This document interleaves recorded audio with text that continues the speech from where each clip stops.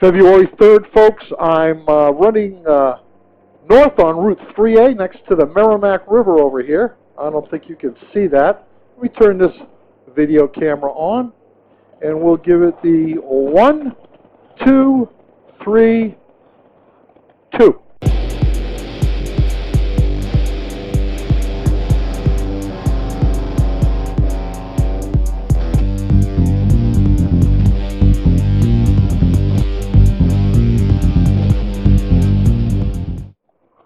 There's a Merrimack River over there, and that Merrimack River has a very interesting history. You should look it up sometime. It basically was the main thoroughfare for early American trappers to go north and also to bring their pelts and whatnot south. A little later in history, it was instrumental in developing the textile industry here in Manchester, New Hampshire. We had a very active textile industry here, dyeing and finishing, and also knitting. And it went on for many, many years. It was still active when I got here in 1979. But it has since died out. All those old factories that used to have overhead shafts in them to drive all the knitting machines and the looms and whatnot. All those have been converted, all those buildings, those old brick buildings with the plank floors and, you know, the old style New England buildings. Those have all been converted to either high-tech space, manufacturing space, college space, or apartments. We have no textile industry here in the city of Manchester anymore, or really kind of in the state of New Hampshire. For all intents and purposes, it's all gone. Now, it'd be wonderful to see some of that come back, although they'd have to build all new plants and facilities for it. So I don't think that that's going to happen anytime soon. Woo! Look at this. Oh, God, look at this. Look at this. Look at this. Oh. Nothing like a ride to clear your mind. I'm telling you. I've had all of this stuff that I've been talking about today. It's been in here, and I finally get to let it all out.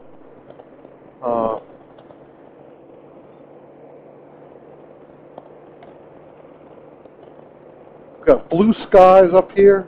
Look at that. It's February 3rd. Come on. How good is this? And I've been out on the road here, I don't know, I've been out quite a while, at least over an hour, I would say. And you know what? Again, I'm still, oh, I know something else that I wanted to talk about. My gloves. Look at these. I think they were $6 at Harbor Freight.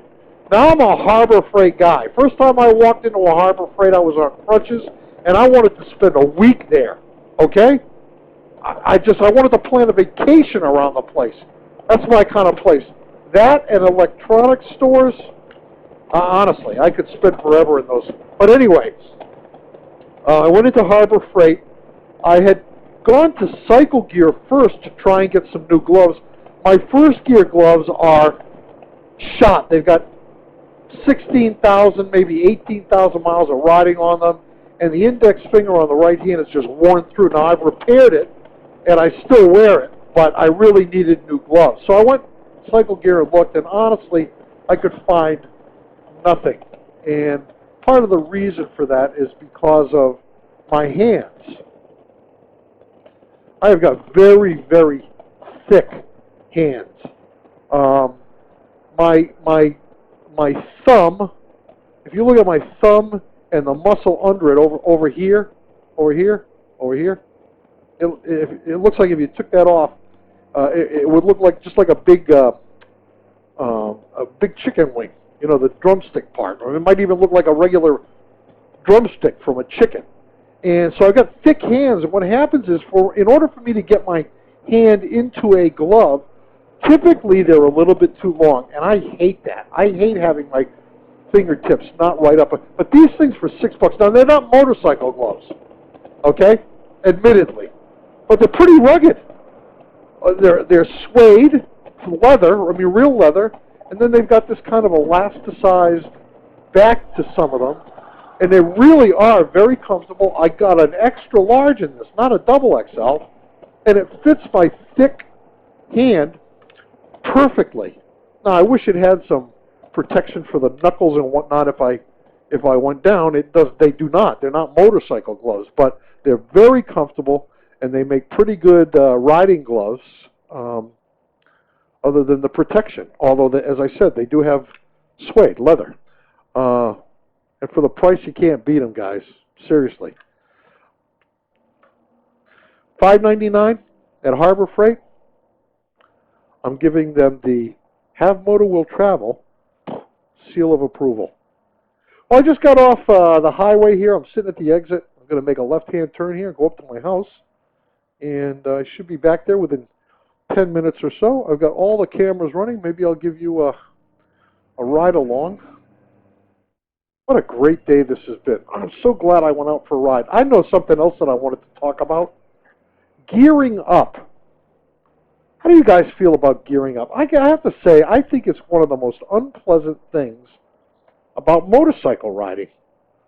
You know, when I get the urge to get on my motorcycle, I would really love it. And there's no reason I can't do it other than it's not what I consider safe. But when I get ready to go for a motorcycle ride, man, I think to myself, it would be so nice if I could just walk out to that garage, throw my leg over the bike, not even put on a helmet, because we don't have a helmet law here in New Hampshire. It'd be so nice to just throw my leg over a bike and go, you know? But,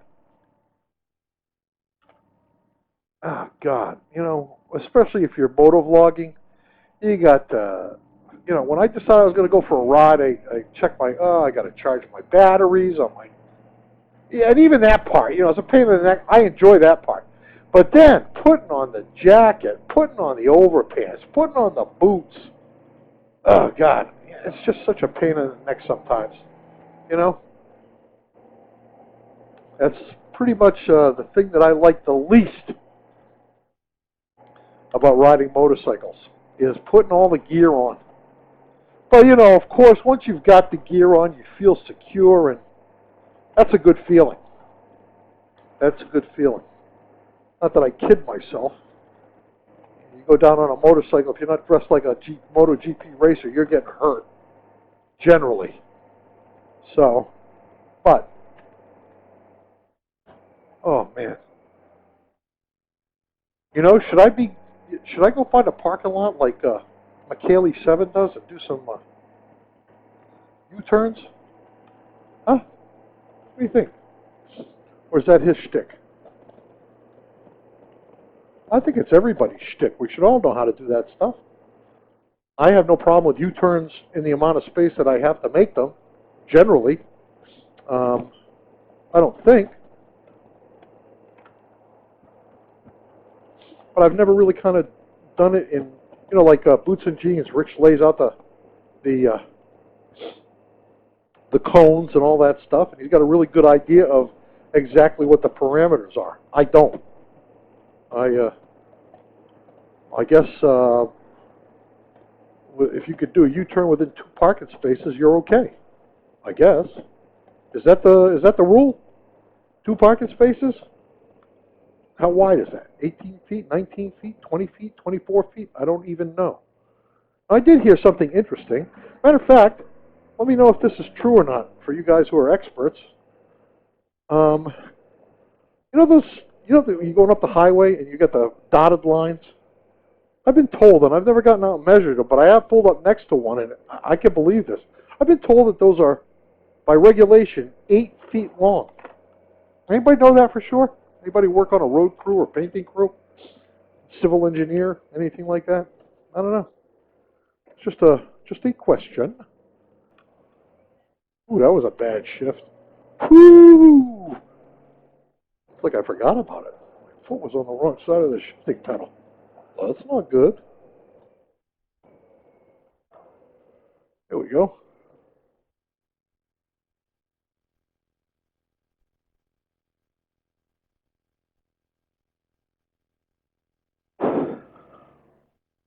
Now this is actually the I didn't think of this until I made this turn. I was coming to look for a parking lot, but this is actually the Division of Motor Vehicles parking lot around back here.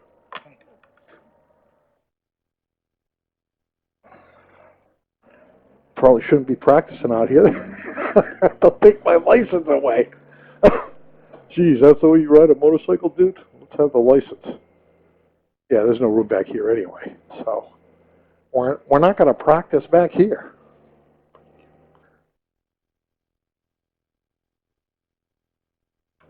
I don't know if I could do a U-turn within that space.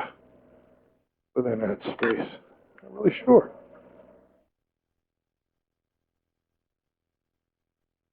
But I can tell you this: if I try it and I do it once, it'll be on video, and I'll never try it again. You guys will say, "Hey, what an expert rider that guy is, huh?" No, I'm just kidding.